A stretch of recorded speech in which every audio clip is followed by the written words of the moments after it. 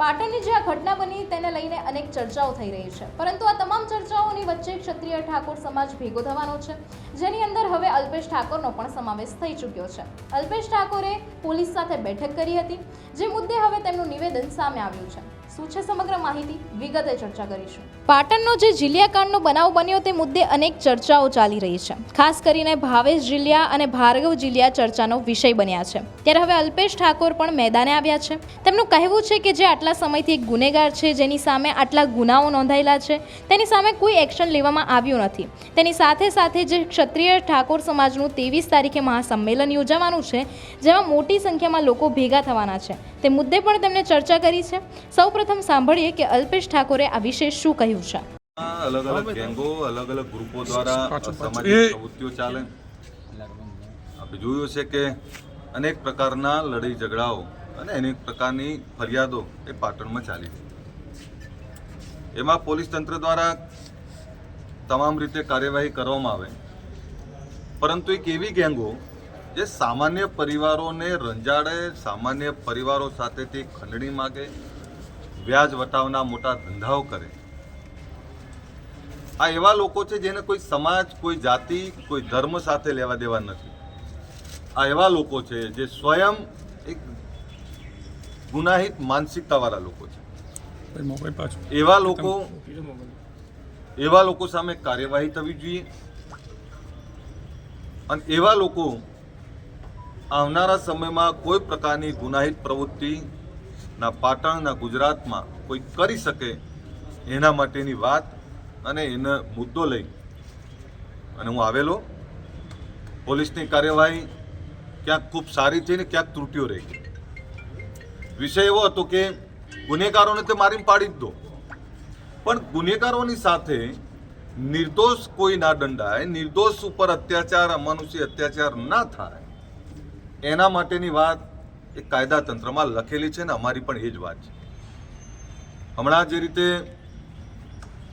Police દ્વારા વરઘોડું કાઢવામાં આવ્યું, જે રીતે બુલડોઝર ફેરવવામાં આવ્યું, આ બધામાં પોલીસના ચોપડે નામાંકિત ગુનેગારોના નામો નોંધાયેલા છે.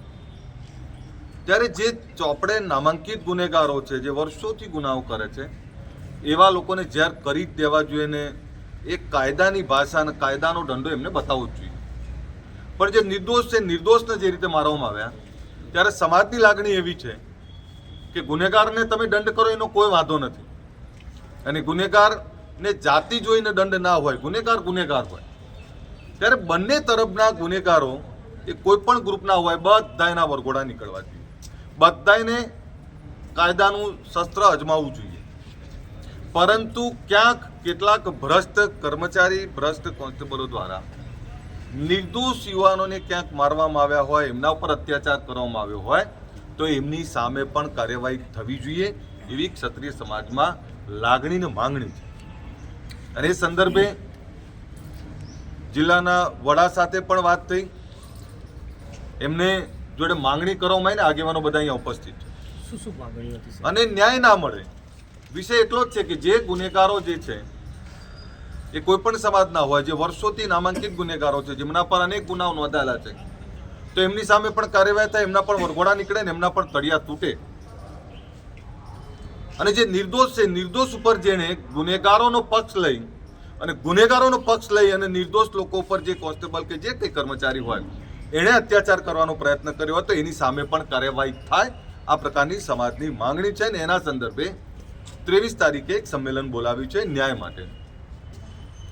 ત્યારે વાત એવી છે કે એમની સામે સસ્પેન્શન સાથેની કડકમાં કડક કાર્યવાહી કરવામાં આવે, એક ન્યાયિક તપાસ મૂકવામાં આવે અને નિર્દોષ કોઈ દંડાય નહીં એના માટે આગળ આવે પોલીસ તંત્ર, અને જે ગુનેગારો છે એમને કડકમાં કડક હાથે દંડ કરી અને પાટણની અંદર, પાટણ જિલ્લાની અંદર કોઈ પણ પ્રકારનો અસામાજિક તત્વ ઊંચો ના થાય એના માટે પોલીસ ન્યાયની વાત કરે.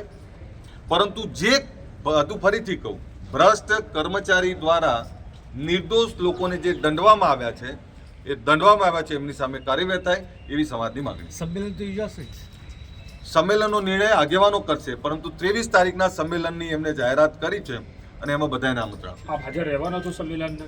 હું આપને કહું કે અમારી વિધાનસભામાં 23, 24, 25ના યુસીસીનું બિલ આવે છે. સમાજની લાગણી, સમાજની માન અને સમાજની ચિંતા તે એટલે હું અહીં આવ્યો છું. મારું પણ સમર્થન જ હોય સમાજની જ્યારે જ્યારે કોઈ સાચી વાત હોય ત્યારે.